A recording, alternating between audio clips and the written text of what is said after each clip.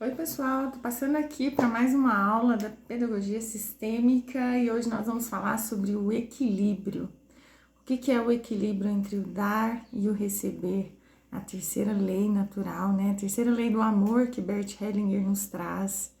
E geralmente quando a gente dá ao outro, a gente fica com aquela sensação de credor. E quando a gente recebe, a gente fica com aquela sensação de devedor. Então, essa terceira lei, ela vem para nos mostrar que para existir o equilíbrio em todas as relações e em todos os sistemas, é preciso haver uma troca para equilibrar o dar e o receber. Isso acontece muito em todas as relações, mas quando a gente leva para a sala de aula, eu preciso estar atenta a quanto que aquele aluno meu consegue receber. O quanto ele está preparado para receber. O quanto eu posso dar a ele. Os pais dão a vida, os professores dão o conhecimento e os alunos apenas recebem tudo isso, a vida e o conhecimento. E é dessa forma que as relações elas vão sendo pautadas, né? O equilíbrio, na verdade, entre esse dar e esse receber, ele é muito interessante quando a gente analisa a nossa própria vida. Você, enquanto ser humaninho, você está apta a receber? A maioria das pessoas, e eu falo a partir de mim também, né? São pessoas que estão muito acostumadas ao dar, sentem prazer em ajudar, em dar algo a alguém, em colaborar, em incentivar. Mas e quando se trata do receber? Essas pessoas muitas vezes elas não conseguem receber, né? Quantas vezes você recebe um elogio? Nossa, que blusinha bonitinha. Aí o que a gente faz? Nossa, foi baratinha, comprei em tal lugar. Porque a gente não sabe receber um elogio. Nossa, hoje você tá tão bonita. Ao invés de falar assim, obrigada, né? Agradecer o elogio, o que a gente faz na maioria das vezes? Nossa, essa roupa é velha, nossa, a gente não merece, né? A gente se sente não merecedor dos elogios, das coisas que nós ganhamos, né? Quando alguém fala assim, eu quero te dar um presente, aí você fala, não precisa não, né? Nós precisamos lidar muito com essa questão e precisamos trabalhar internamente o nosso merecimento para receber, né? E muitas vezes nós estamos ali em sala de aula e quando algum aluno faz algo ou leva alguma lembrancinha, algum presente para nós ou faz uma cartinha, na maioria das vezes a gente fala, uau, que legal, é tão bom receber, mas na maioria das vezes a gente não sabe receber. A maioria das vezes a gente se sente tão arrogante, a gente pensa que nós somos os grandes e que nós é que temos que dar ao outro. E nós precisamos receber para que esse sistema, para que essa relação esteja em equilíbrio, para que haja um equilíbrio. À medida que eu dou numa relação, eu também preciso receber para equilibrar essa relação. Porque em uma relação em que uma das partes apenas doa e sempre faz tudo pelo outro e o outro nunca retribui, o que acontece?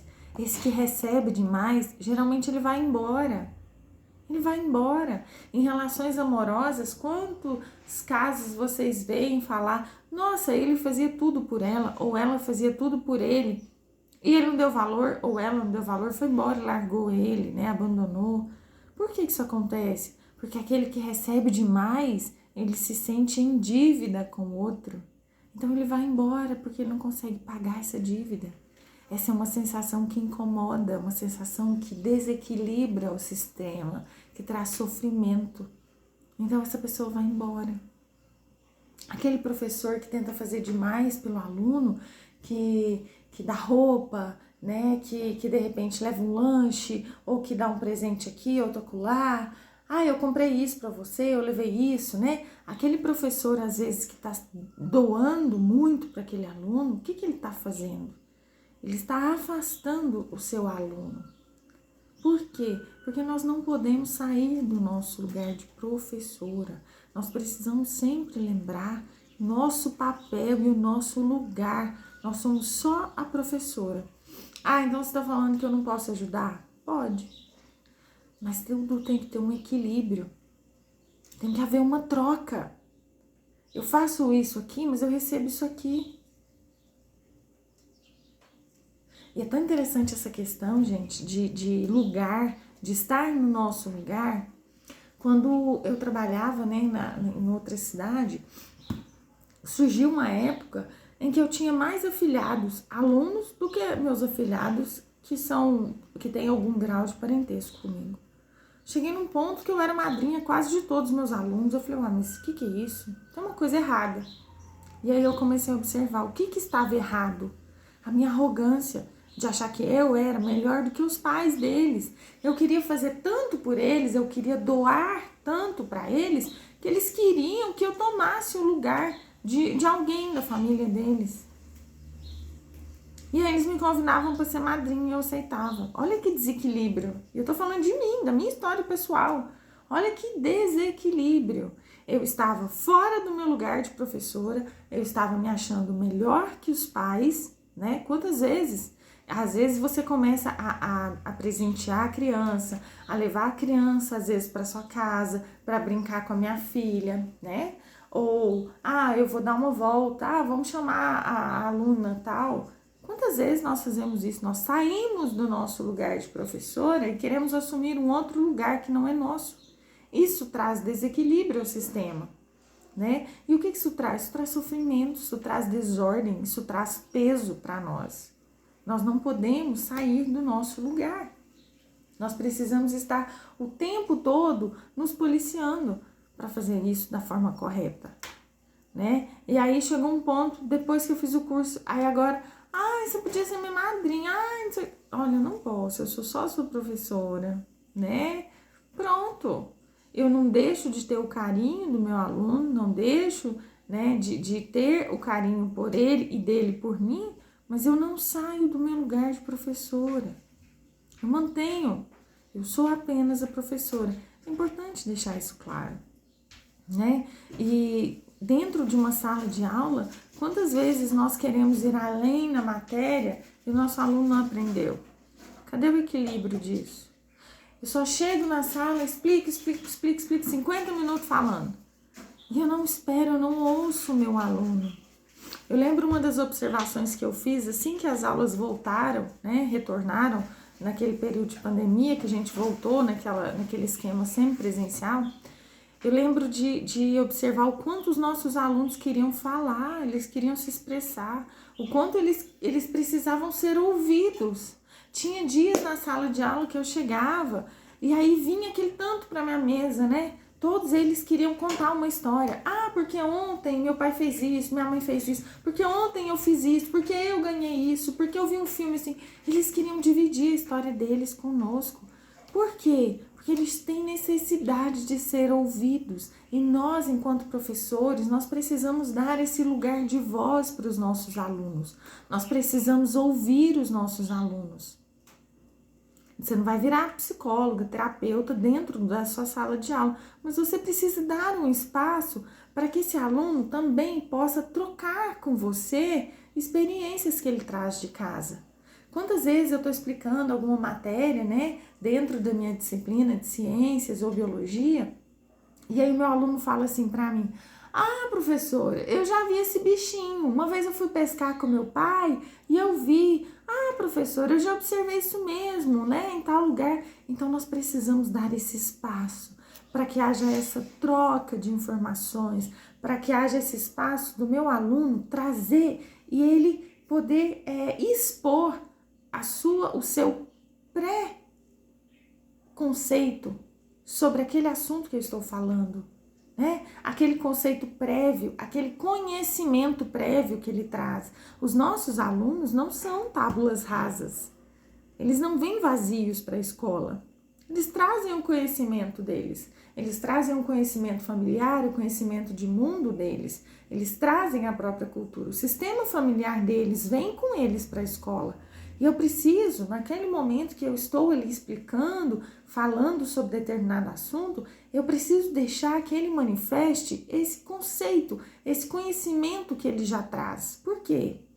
Quando eu olho para esse aluno e eu estou dando uma contribuição de conhecimento para ele e ele me devolve esse feedback, isso é muito importante, porque aí eu estou construindo um conhecimento sólido.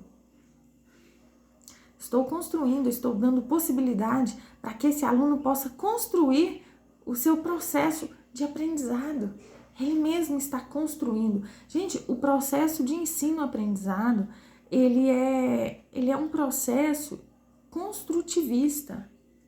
Ele vai sendo construído à medida que o aluno assimila e vivencia aquilo ali na prática. Então, quando eu trago algum assunto, eu sempre tento o quê? Relacionar com coisas diárias dos meus alunos, para que eles possam assimilar o que eu estou falando e vivenciar isso, vivenciar essa experiência, para que esse aprendizado, para que esse conhecimento tenha significado. Esse aprendizado que ele está ganhando, que ele está recebendo na escola, ele precisa ter um significado na vida desse aluno. Ele precisa ter uma utilidade. E é a partir desse momento que eu paro para ouvir o meu aluno, que eu dou a possibilidade dessa troca de experiências, que eu posso fazer um equilíbrio da minha aula entre o conhecimento que eu estou doando e aquilo que ele traz de casa, o conhecimento prévio desse aluno. Isso é equilíbrio. Eu consegui fazer de uma forma em que tanto eu falo quanto eu escuto. Quantos professores, chegam às vezes na sala de aula e não dão essa oportunidade para os seus alunos? Nós precisamos relacionar a importância da escola na vida desse aluno, porque a vida dele em família, ela é tão importante quanto a vida dele na escola. Então nós precisamos equilibrar esse conhecimento que ele traz aqui, da casa, da família, que ele traz do seu sistema familiar, nós precisamos equilibrar de cá, com o que a escola oferece, com o que a escola doa para esse aluno. E assim a gente pode ter um equilíbrio, nas nossas aulas se tornam menos monótonas, Porque pensa, um professor que só fala, o aluno, ele ouve, gente, isso é comprovado cientificamente, ele vai ouvir durante 15 minutos, depois o cérebro dele entra, em stand-by, ele começa a economizar energia. Pra quê? Porque ele não quer gastar energia, nosso cérebro é muito inteligente e ele quer economizar energia, então ele ouviu ali 15 minutos, de repente ele começa, é como se ele entrasse num processo realmente de stand-by, ele tá ali, mas aqui não tá ali, ele não tá nem ouvindo e nem sabendo o que você tá falando. Tá? Então, nós precisamos realmente policiar muito. A lei do equilíbrio, então, ela entra como uma lei de compensação. À medida que eu dou, eu também recebo, E isso na sala de aula, isso na escola, Aquele professor que muitas vezes faz tudo para a escola, ele está fazendo o quê? Ele está saindo dessa lei sistêmica. Isso começa a se tornar pesado, frustrante para a pessoa, para o professor, e isso pesa todo o sistema, porque aquele que recebe demais também se sente em dívida, e o que ele faz? Ele tem uma repulsa, ele cria uma repulsa daquela pessoa, por quê? Nossa, mas tudo que vai fazer é ele que tem que fazer, esse professor que toma sempre a iniciativa e faz tudo. O problema não é tomar a iniciativa, o problema é querer fazer tudo e não conseguir dividir as tarefas. Então, dentro de uma escola vai ter um evento, o que nós precisamos fazer? Dividir tarefas, dividir responsabilidades, para que não fique pesado, para que o sistema continue fluindo entre o dar e o receber em equilíbrio. E é isso, pessoal, não vou me estender muito, Essa lei do equilíbrio, ela é muito fácil de falar, mas ela é muito difícil na prática, Eu falo isso da minha experiência, não só como profissional, como professora, mas eu falo isso na vida, Eu fico o tempo inteiro tentando me policiar das minhas atitudes. O que eu estou fazendo em excesso? Quando eu dou demais, Então eu falo, opa, deixa eu dar um pause aqui e vamos agora receber. E o receber, treinar o receber é muito importante, né? Quantas vezes, às vezes, a gente tá sentado no barzinho, né? E um cavalheiro oferece uma bebida, né? Vem lá o garçom e diz, olha, a pessoa ao lado quer te pagar uma bebida. Aí você fala, não, né? Nós precisamos treinar o receber. Isso não tem nada a ver, isso não acarreta nada na nossa vida, né? Esse é só um exemplo que eu tô dando para vocês, mas obrigada, agradeço, obrigada. Isso não significa nada, né? Nem que você tenha que sair com a pessoa no final da noite, não tem nada a ver. Você só vai receber esse drink que a pessoa ofereceu, essa bebida, né? Nós precisamos aprender a receber elogios, nós precisamos aprender a dar elogios, mas sinceros, quando vem do coração, né? É sempre muito bom quando a gente elogia as pessoas que estão à nossa volta, isso cria uma atmosfera de alegria, de bem-estar, de acolhimento, de conforto para todos que estão ali, né? Isso é muito importante, nós termos essa consciência de que eu dou, mas que eu também recebo, porque isso é equilíbrio de vida e isso faz bem para nós. E é isso. Eu convido a vocês a se inscrever aqui no canal, compartilhe se esse vídeo fez sentido para você, compartilhe se algo que eu falei pode mudar a sua vida ou de alguém que você conheça. E vamos lá, né? Vamos praticar essa lei do equilíbrio entre dar e receber. Presta muita atenção todas as vezes que você estiver se doando demais. Bota uma pausa e fala, agora eu espero receber. É assim que a vida é assim que deve ser. Até a próxima, pessoal!